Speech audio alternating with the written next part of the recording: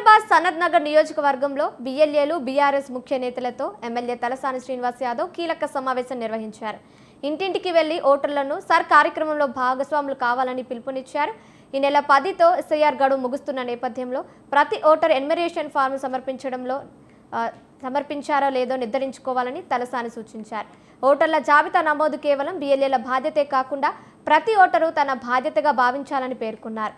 బిఎల్ఓలు సరిగా పనిచేయకపోవడం వల్లే బిఎల్ఏలు రాజకీయ పార్టీలు జోక్యం చేసుకోవాల్సి వస్తుందని తలసాని విమర్శించారు. మీ అందరికీ మన భవిష్యత్తు, రేపు మీ భవిష్యత్తు, అందరి భవిష్యత్తు నువ్వు దృష్టిలో ఉంచుకొని 1,19,000 ఓట్లు పోయినాయంటే ఎట్లుంటుంది పరిస్థితి ఆలోచించండి. అందుకే మీరు దయచేసి ఇంటింటికి పోండి. నేను డివిజన్ ప్రెసిడెంట్లకు, మాజీ కార్పొరేటర్, ముఖ్య నాయకులు రిక్వెస్ట్ చేస్తున్నా, మీ ఏరియాలో కాలనీ ప్రెసిడెంట్లు కానీ, అపార్ట్మెంట్లు కానీ, గేటెడ్ కమ్యూనిటీ కానీ వాళ్ళతో కూడా మీరు మాట్లాడండి. కొంతమంది ఆల్రెడీ మాట్లాడారు, చేస్తుంది. మాట్లాడండి. 1కి 4 సార్లు మాట్లాడి అన్న మీ దగ్గర ఎంతవరకు వచ్చింది ఏంటంటే టిక్ చేసుకుంటే చాలు. ఇప్పుడు ఫర్ ఎగ్జాంపుల్ పద్మారావు నగర్ ఇప్పుడు టిక్ చేశారు, ఇప్పుడు ఇంతకుముందు టిక్ చేసినాయి. మీకు ఆటోమేటిక్ దీంట్లో ఓటర్ లిస్టు, ఇప్పుడు దీంట్లో మీకు ఇది అన్నిటికంటే బెస్ట్ మెథడ్.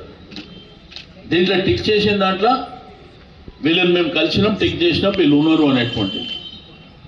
ఒకవేళ లేకపోతే ఆడ టిక్ చేయకుండా ఉంటుంది.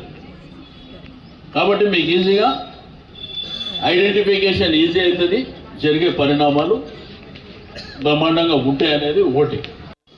ఈరోజు ఎస్ఐఆర్ విషయంలో మన సనత్ నగర్ అసెంబ్లీ నియోజకవర్గానికి సంబంధించి ఈ మీటింగ్ ఏర్పాటు చేసుకోవడం జరిగింది. ఎందుకంటే కరెక్టు ఇంకా 10వ తారీఖు లాస్ట్ డేట్ కాబట్టి అక్కడ జరుగుతున్నటువంటి కమ్యూనికేషన్ గ్యాప్స్ ఏమున్నాయి. ఇప్పుడు ఎలక్షన్ కమిషన్ వాళ్ళేమో మీటింగ్స్ ఏర్పాటు చేస్తారు, వాళ్ళు ఏమంటారు 100% ఫామ్స్ డిస్ట్రిబ్యూషన్ అయినాయి అంటుండ్రు. మాకున్న ఇన్ఫర్మేషన్ ప్రకారం 70% అయినాయి, ఇంకా 30% జరగలేదు. ఒకటి.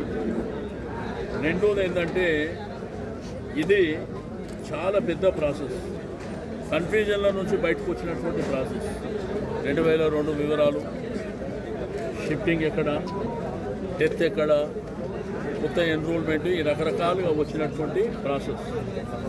అయితే ఇప్పుడు వాళ్ళు ఏంటంటే షిఫ్టింగ్ అనేది, డెత్ అనేది పక్కన పెట్టి, కొత్త ఎన్రోల్మెంట్ పక్కన పెట్టి ఎగ్జిస్టింగ్గా ఇప్పటి వరకు ప్లాన్ చేసుకుంటూ వచ్చారు. ఈ 10వ తారీఖు వరకు డేట్ ఇచ్చారు. అయితే నేను గ్రేటర్ హైదరాబాద్ ప్రజలకు అందరికీ రిక్వెస్ట్ చేస్తున్నా, ఇది ఒక బిఎల్ఓ కానీ లేదంటే బూత్ లెవెల్ ఏజెంట్ కానీ రాజకీయ పార్టీలే బాధ్యత కాదు. ప్రజాస్వామ్యంలో ప్రతి ఒక్కరిది బాధ్యత. ఈరోజు